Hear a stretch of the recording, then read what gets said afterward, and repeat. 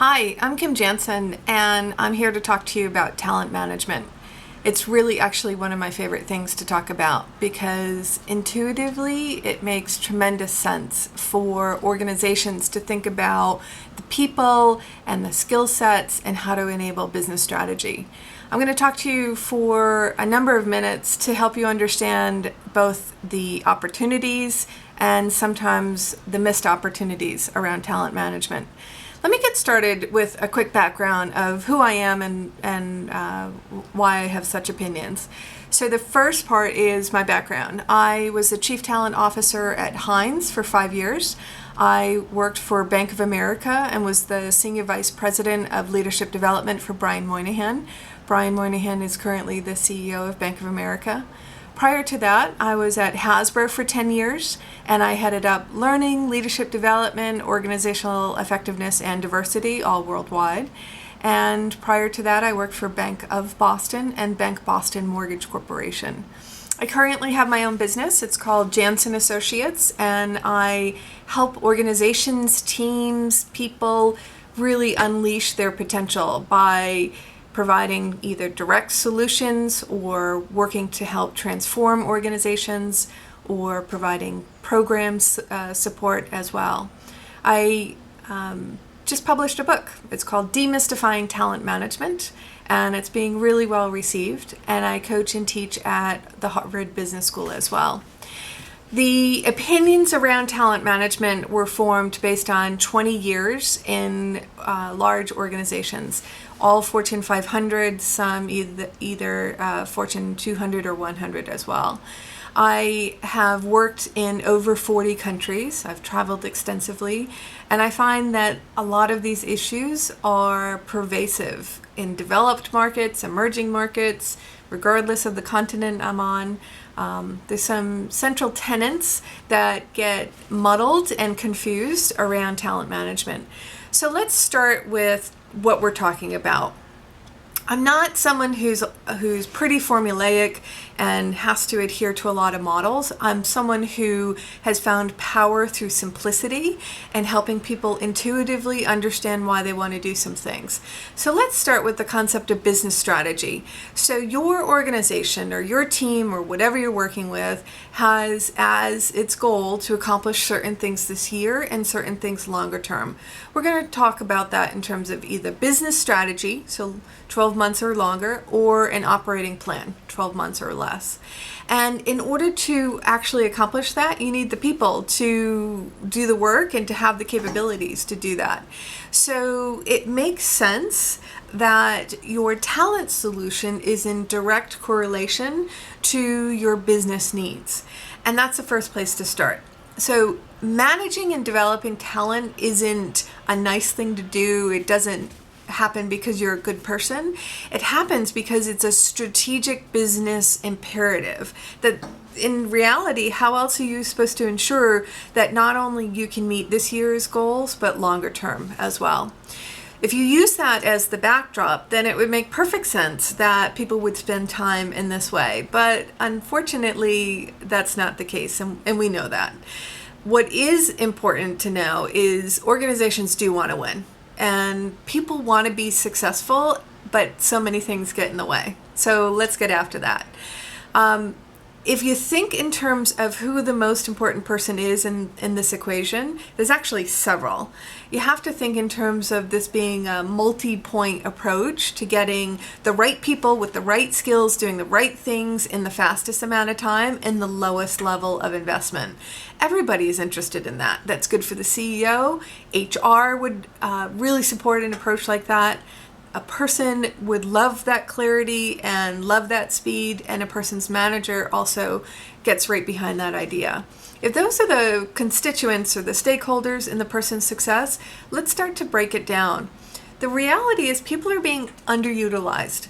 If you look at most engagement surveys, people say that they would like more of a challenge. About 1 out of every 2 managers is identified as someone who can actually lead and inspire an organization based on a recent poll done of CEOs. So let's think about that. So CEOs look at their management population and only have confidence in every other one in terms of their ability to lead and inspire others. That's concerning. There's a big skill gap there. When you talk about leading the business globally, then they say 1 out of 3. So it actually gets a little further out. So only about a third of the managers, they have confidence in their ability to lead. If you take that from the employee perspective, only about 40% of employees actually have the confidence that their leaders have what it takes in order to lead the organization. And about the same number, 41%, when asked if they're being developed, only about 41% are saying yes, they're being developed. If you add all those things together, you have a huge opportunity for business disconnect, business crisis, not meeting the obligations that were set out. And the reality is it doesn't have to be this way at all. A couple of terms to put out there. Top performers are people who consistently deliver or over-deliver results. So when you hear the term top performers, there are people who reliably and over time deliver results. Top talent is referred to people who have the capability to go significantly further in scope and scale and complexity of responsibilities than they are today. And you're often considered top talent because you've demonstrated some really good results and you've demonstrated the capacity to have a bigger runway in front of you. As we break this down and think about talent management, I want you to think in terms of the full employee life cycle. So from recruiting to onboarding to workforce planning, all of that piece to bring them into the organization. Then how you manage them, so the performance management piece, so setting performance expectations, providing good input on coaching and feedback, doing good performance reviews so people understand how well they did. Also on the development side. So is it a shorter term perspective, less than 12 months, or a longer term perspective, more of a career approach? Those are all elements that we're going to deal with. But if you take a step back and say, okay, what are the big ideas? What are the big buckets around talent management? There's really two. One is performance and one is development. Everything pretty much shapes out based on that. If you think the performance piece, the first thing we need to do is set good performance expectations. You wouldn't get in a car and have someone drive you someplace without giving them the destination or also giving them considerations along the way. You wouldn't do that. It'd be foolish. The reality is in a lot of organizations, that's exactly what's going on. That people are working against things that they don't have good clarity on. There's not good metrics to help determine whether they're successful or not. And it's confusing for the organization and it's confusing for the employee. Very frustrating. Along the way, we've got to check in. So the performance piece needs some type of calibration about how well people are doing. And then they need some good insight about whether they should course correct or do things differently. That's coaching and feedback. It should be iterative. It should not be formal unless there's some degree of formality required, but it should be conversational. It should be a dialogue. It should be something people gravitate towards, not away from. When someone finishes a performance cycle, how well did they do? I mean, the performance review process should be almost non-existent if you've done those other two pieces I mentioned first. And it should answer the question, how well did the person do what we said they were going to do? Did they do more or did they do less? There are a lot of inputs into this. So the person's own self-appraisal should be factored in. The manager's input should be considered. Any stakeholders, clients, partners, direct reports, they should also provide some input. When you make that determination, then how are you going to pay them? Because up front, you should have had a conversation about if you deliver these things, this is what you get financially in exchange. And so in order to uphold that, your financial, the money piece, the compensation piece should line up against that. In a nutshell, that's the performance piece. On the other side is the development piece. So as you think about the business strategy, the operational plan, what do you need in order to get this person to execute against it? Do they have what they need short-term and long-term in terms of experience and skills? And if not, what's your plan to solve for that?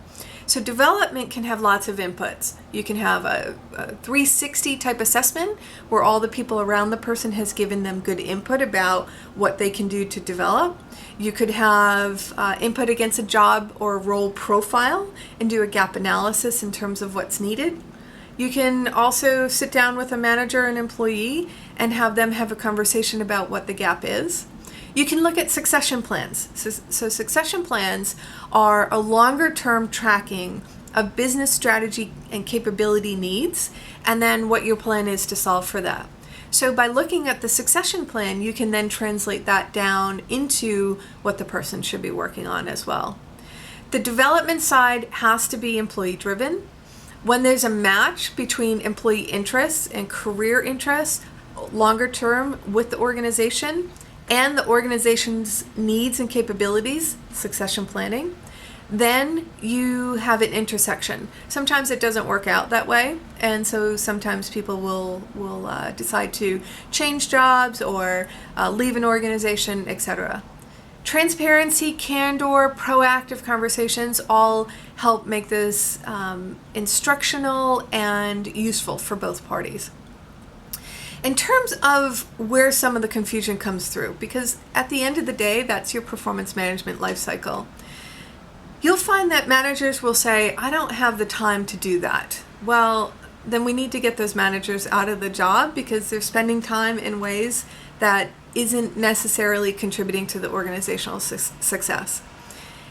We hear people say, I don't have the skills for that. That's very solvable, and we should get after it if it's a skill issue. In actuality, I take a step back when I don't get what I expect, and I hear people say, oh, I can't do it. And I find it's either a skill issue or a will issue. A lot of people aren't interested in assuming these responsibilities as managers. They were a very good functional expert, and as a result, they somehow got identified as a potential manager. They're very different skill sets. They are completely different skill sets. It's like on Friday you learn you can speak French, and being asked to speak Chinese on Monday. And one doesn't necessarily have anything to do with the other. And so as we think about putting the right people in the jobs, we've got to think about that will issue, and do they have a desire to really make a difference in people's lives.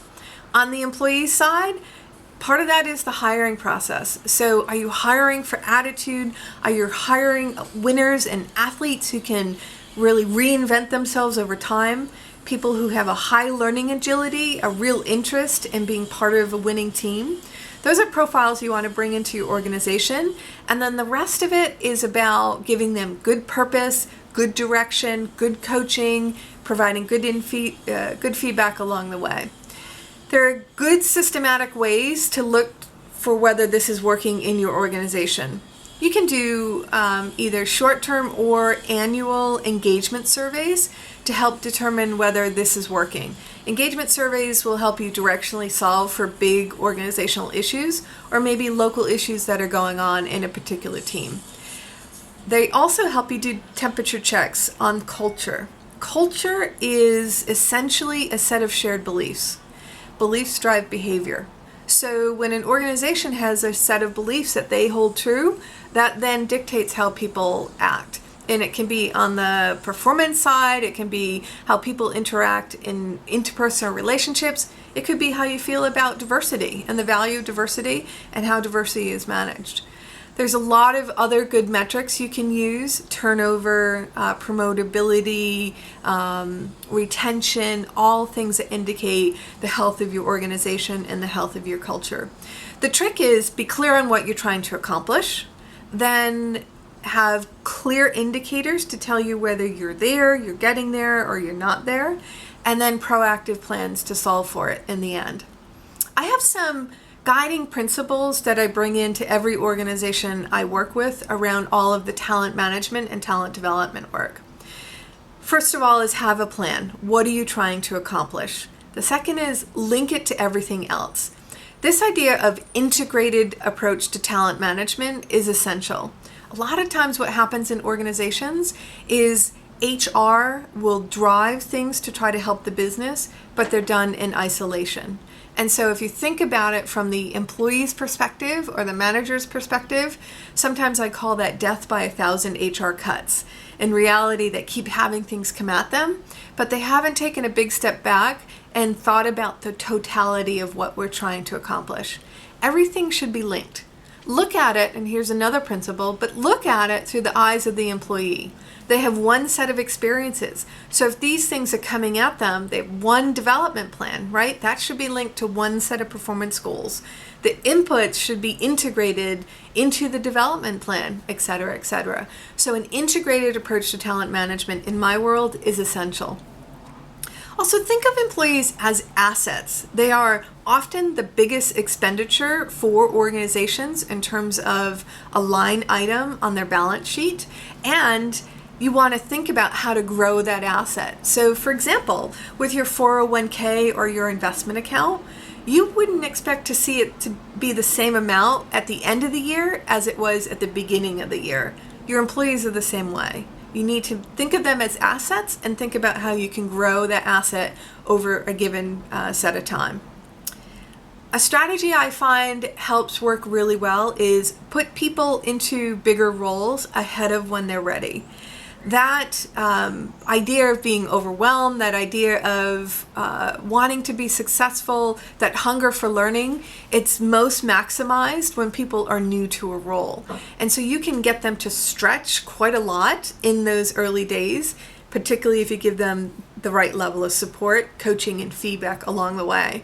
But most of the people that I have seen step into a role that's bigger than they are, they fight hard to be successful, and in the end, the organization benefits from it. And I can tell you, lots of different examples, time and time again around the world, where that's worked. But you got to make sure that you do a good assessment about their potential, and you have to make sure also that you're giving them good coaching and feedback. The other piece is this last idea that I just mentioned. The coaching and feedback is essential. If there's one thing I could change in all organizations, it would be to help people really develop good coaching skills, others to develop good skills to be coached, and then measure and hold people very accountable. Organizations who have transformational change, who consistently realize great results, they have in their DNA a high capacity to coach and be coached, and they understand the value of what that provides. So in terms of this concept of talent management, that's one of the biggest ideas. Thanks for taking the time to listen to some of my ideas on talent management. It's been proven in a number of organizations. The book, Demystifying Talent Management, is really powerful in terms of some of the simplicities of the concepts. And I implore you to be part of the solution going forward. Thanks so much. Take care.